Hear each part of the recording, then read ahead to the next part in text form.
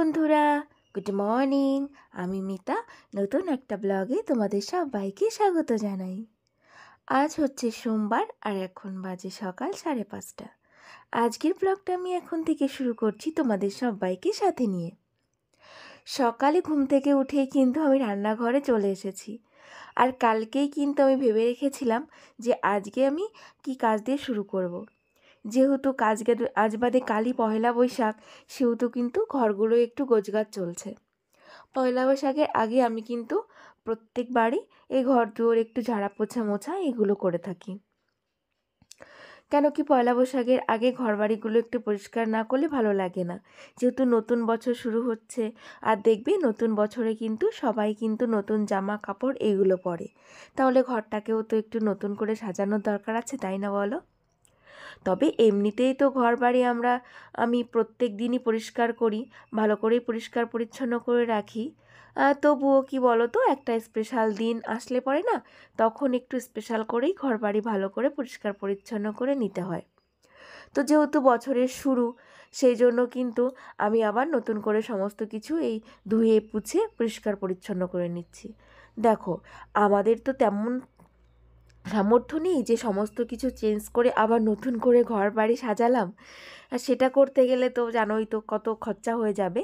তো সেই জন্য সেসব আর করছি না। আমার পুরনো যে সমস্ত জিনিসগুলো রয়েছে সেগুলোকেই আবার সুন্দর করে ধুয়ে মেজে সেগুলোকে আবার সাজিয়ে গুছিয়ে নিচ্ছি। তবে কি বলো তো, পুরনো জিনিসও যদি হয় না, তুমি যদি পরিষ্কার পরিচ্ছন্ন করে ধুয়ে মুছে সুন্দর করে সাজিয়ে রাখো, সেটাও কিন্তু দেখতে অনেক ভালো লাগে। আর আমার ঘরটাই তো পুরনো, তো তবুও দেখেছো আমার ঘরটা কত সুন্দর লাগে বলো তো। তোমরাই তো প্রশংসা করো, আমি আর কি বলবো বলো। তোমরাই বলো না যে তুমি ঘরটা কত সুন্দর সাজিয়ে রেখেছো, খুব ভালো লাগে। আমার বাইরেটাকেও তোমাদের ভালো লাগে, মানে আমার বাড়ির ঘরের বাইরে আর কি। তো সমস্তটাই কিন্তু আমি সুন্দর করে গুছিয়ে সাজিয়ে পরিষ্কার পরিচ্ছন্ন করে রেখেছি বলেই তোমাদের ভালো লাগে। আমি যদি অগোছালো করে রাখতাম, এলোমেলো করে রাখতাম, তবে কি সেটা তোমাদের ভালো লাগতো?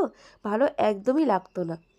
দেখো, আমার ঘরটা কিন্তু একদমই ভালো নয়, পুরনো ভাঙা, তবুও কিন্তু আমি গুছিয়ে রাখি বলেই তোমাদের কিন্তু অনেক ভালো লাগে।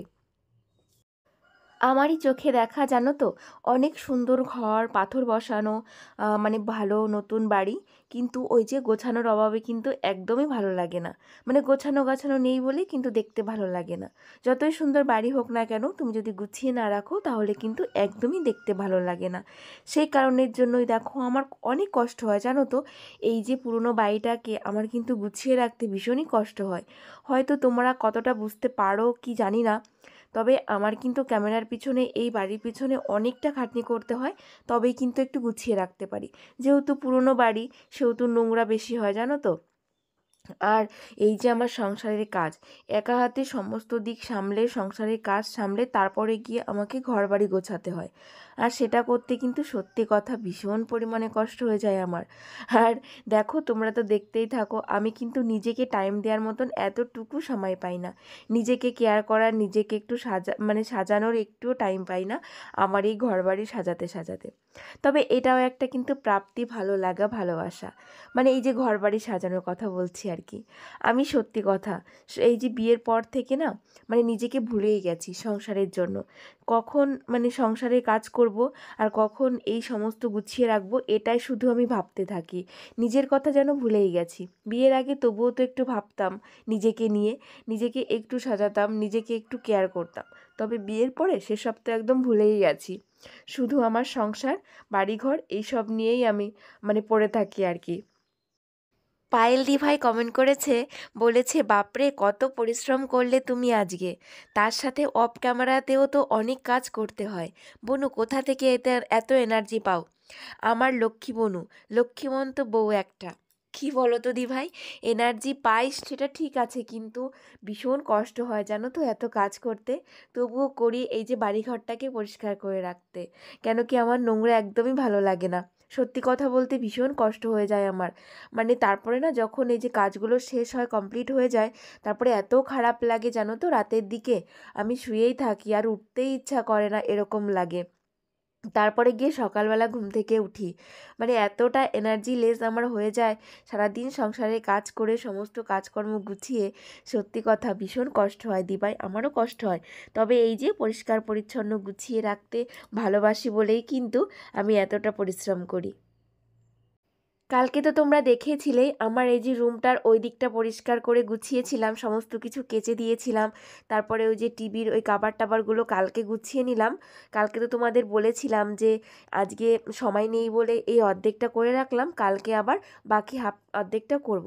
তো আজকে কিন্তু লেগে পড়েছি এই যে বাকি যে আমার এই সাইডে আলমারি শোকেস ফ্রিজ থাকে এগুলোকে সুন্দর করে সাজিয়ে নেওয়ার জন্য। আর সেগুলোই কিন্তু পরিষ্কার করে ভালো করে এই যে গুছিয়ে নিচ্ছি।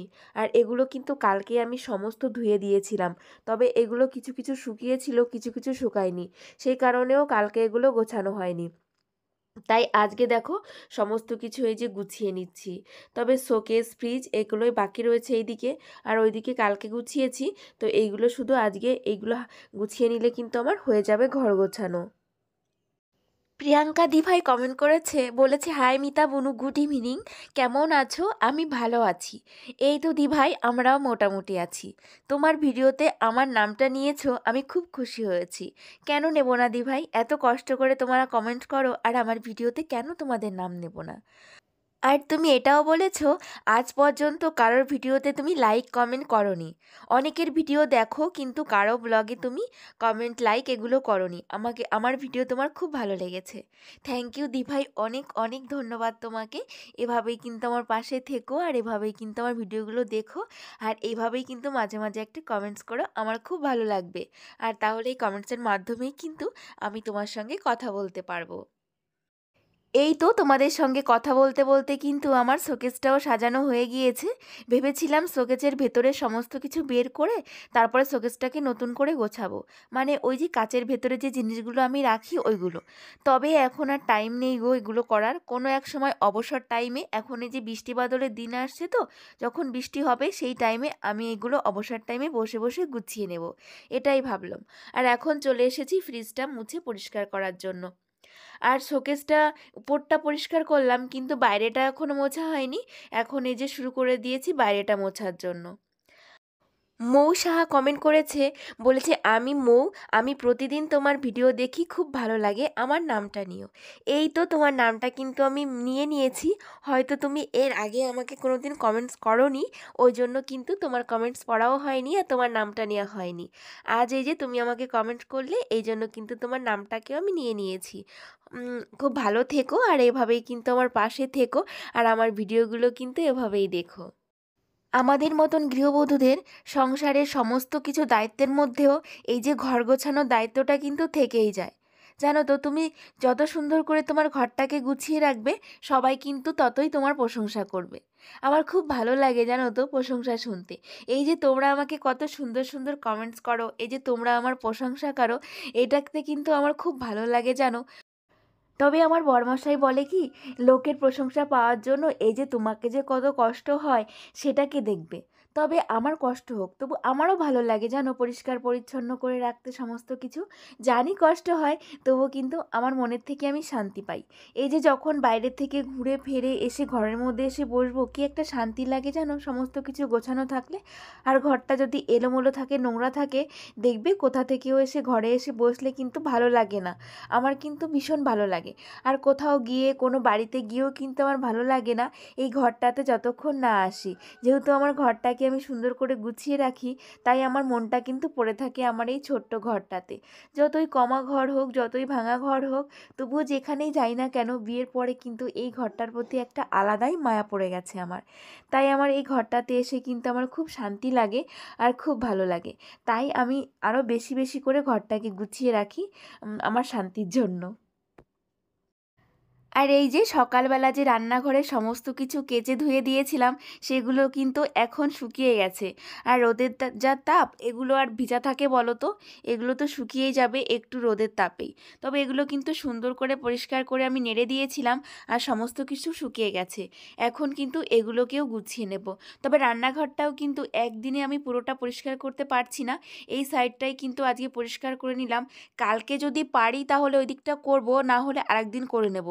যেহেতু কালকে পয়লা বৈশাখ, সেহেতু কী করব জানি না। তো পয়লা বৈশাখে কী করব সেটাও জানি না। তো দেখা যাক কী করি। তবে এক্সট্রা কোনো যে কিছু আমাদের প্রোগ্রাম পয়লা বৈশাখের জন্য সেরকম কিছুই নেই।